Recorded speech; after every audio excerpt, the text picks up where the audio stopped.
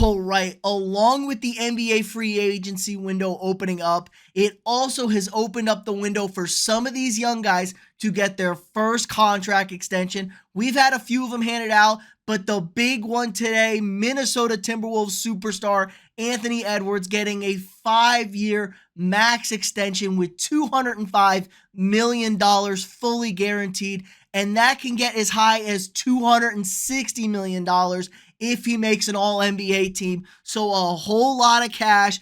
And for a franchise, an organization that has been pretty much irrelevant for 30 years, they had some decent runs about 20 years ago with Kevin Garnett, but a completely futile organization and franchise thinks they have their superstar, their savior, and you know what? I tend to agree with them. They thought they had it with Karl-Anthony Towns a few years ago. He's been pretty much a massive letdown. They thought they were getting a top 5 player, and he's just another guy who can play basketball in the NBA for a certain amount of time. So not a total bust, but it's been a complete letdown. But Anthony Edwards, there were massive questions from him when he was drafted number 1 overall back in 2020. And you know what? I thought I liked Ant when I saw him early. I know I had some guys who were big doubters of him. And man, this kid is turned into a star. He is bearing the entire weight of an organization. He said, give me the money, hop on my back, and I'll take you where they need to go.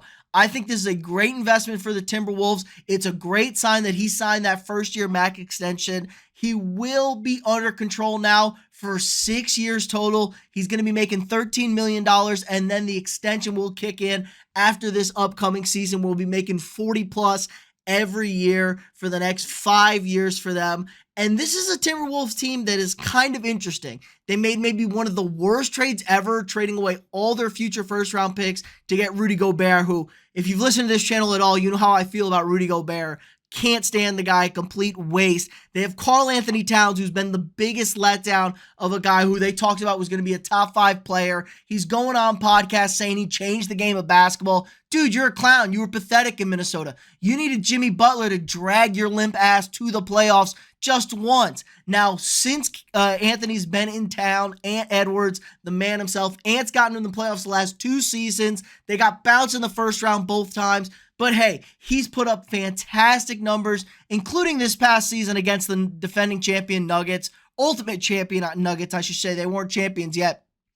They lost in 5, but after the first game, he played 40+ minutes every game, gave you 41, 36, 34, and 29 in that elimination game. Those are big-time, big boy numbers against a team that we saw how great they were. He single-handedly won Game 4 for Minnesota to avoid that sweep. He took over that game, and that's the kind of guy you need. He's got that alpha. He's got that dog in him. This is a massive, massive step for a very young guy. Like I said, just drafted in 2020. He's still super young. I think he's turning 24 years old this upcoming season. He had a great season last year, played 79 games, gave you 24.5 a night, 5 and 4. You know, maybe you'd like to get those assist and rebound numbers up a little bit, but he's just been a walking bucket since he's walked into the league. He's getting hoops every night, and like I said, he's got that dog in him, that killer instinct. Now, Minnesota has been a fledgling team out in the West for a long time. They were in the playoff game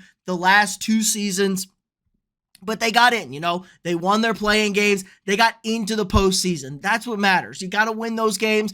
And it's big for them because they've been just a horrendous franchise. From a whole, I think they have like no playoff appearances, definitely no series win. They've never been to an NBA Finals. The furthest they went was a Western Conference Finals with Kevin Garnett, and that was going on 20+ years now since they've done that. So this is an organization that kind of doesn't bring in free agents whatsoever. They've been really bad at drafting people. They've had a lot of whiffs, a lot of not so great picks. I mean, the Cat and Wiggins debacle, they thought that was for sure a championship team finally. It was horrendous. Jimmy Butler comes in, whoops their ass with the third team guys, got them to the playoffs, and then bounced out of there because he said, I can't win with these fools.